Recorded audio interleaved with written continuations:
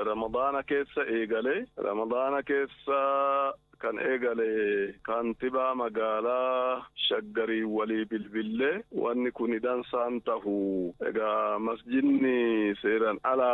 إجارة ميوكا جتو تاتي بيا كان كيسا يرو ديرة في مرق إسلاما ديبام آتين توري نمني إسلام أسمرق إيغي مسجدا بكا هندتي كارتا سيران إساكن نوهن توري إيغا مسلمني ركتاتما بتاتاتما كداتاتما مسجدا بكما جروتي أكما ركتي إجارتا أما فالي قدون سنر جيرو أما مسلمني كدرساني متي هيرس كندوري متي جيرامني موتما أما جيرام يكون اللي موتما والقطم آتي كمرقمو أمانتا كنا في اللي إيغي منتج كنا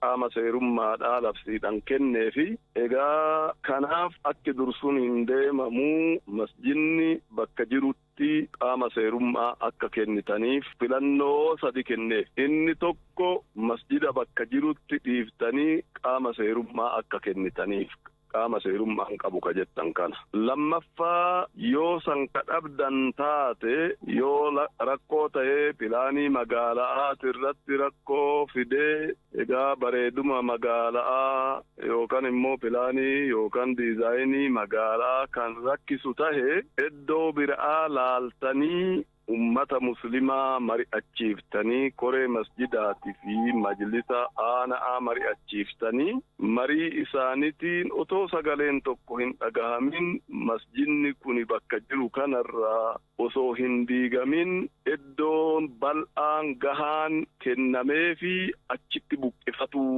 akka danda'an akka gootanii jedheen kana tahuu baannaan rakkootu dhufa ummata muslimaa ati walitti bu'uutu dhufa ummanni muslimaa akkuma amantaa isaa ummata nagahaati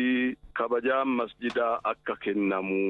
kan jedhu bilbilaan kabajamoo kaantibaa magaalaa shaggariin waliigalle jechuudha. Kanumarratti waliigallee turree amma gaa'ee gara Ramadaanni bahee itti deebi'anii diigan kan jedhu dhageeffannaa masjida qofa osoo hin tahini manneen hawaasaa baay'een akka diigamaa jirullee hin argina. Kanaafuu majlisni naannoodhaa dhimma kana faana bu'ee rakkoo kana furmaata waliin akka godhan qajeelcha kenninee turre egaa inni illee dandeenye masjidni diigame jecha dhageeffannaa beekamaa ta'e tokko manneentu diigamaa jira masjida qofaa miti ijaarsi seeran alaa hundi akka diigamu murtee isaanii na fakkaate nutillee olaantummaa seeraa ni kabajnaa ijaarsi seeran alaa haa diigamu hin diigamin jechuun gahee kennaa miti. Hawaasni kumuyyuu muslimas ta'ee kan ta'ee miidhamuu qabu. Abbaan hawaasa kanaa mootummaa kana keessummaatu Oromiyaan wanni beekamtuun ummata ammataa jedhameeti kan beekamu. Kanaafuu kabajamoo pirezidaantii mootummaa naannoo Oromiyaatillee kanumarratti dubbisee ture seera kabachiisuun akka jirutti ta'ee olaantummaa seeraa kabachiisuun akka jirutti ta'ee garuu ummata kanaaf falli godhamuu qaba. Mootummaan furmaata godhuu qabdi waan jedhu irratti waliigallee isaan illee karuma dhugaadha jedhanii yoo diiginellee ummata irraa diigamee furmaata ni goona waan jedhuuf numaatuyyuu koree mataa isaa dandahee dhaamnaa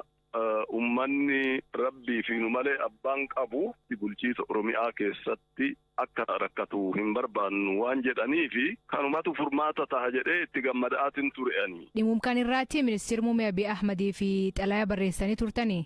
Maasfeeta asiin dura wanni bilbilaan waliin kaantibaa magaalaa shaggariin walii galle suni qilleensuma irratti waan hafee fi furmaata waan dhabneefi kabajamoo pirezidaantii mootummaa naannoo Oromiyaa barreessinee turre. Kanaaf waliigallee irraa sunis hin kabajamnee diiga masjidaa itti deemamaa jira. Kanaaf kuni sirriidhaa miti masjidni diigamellee kasaaraa mootummaa diigatiin akka deebi'ee ijaaramu ammootu gara fuulduraasitti masjidni tokkollee manni rabbii diigamuu qabu akka hin diigamne kan diigameef immootiyyuu barbaachisaa taanan bakka bu'aan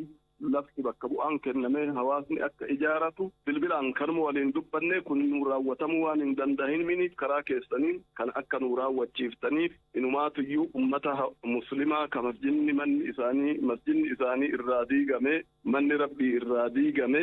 dhiifama akka gaafatu kantiibaan magaalaa Shaggar jennee xalayaa barreessinee fi kabajamoo pirezidaantii mootummaa naannoo Oromiyaatiif. Isarraa deebii dhabnaan amma muummee ministiraatiif barreesse. Tartiiba eegganneeti kan deemne. Haata argannaa jenne deebiin biraan jiru kan barbaannu tokko masjidni ijaarsa seeran alaa ka masjidaa kan jedhamu seeran ala ta'uu isaa mootummaan itti amanee iddoon sun immoo ka masjidaa hin taane kan magaalaa diizaayinii pilaanii balleessu yoo ta'u taate bakka bu'aa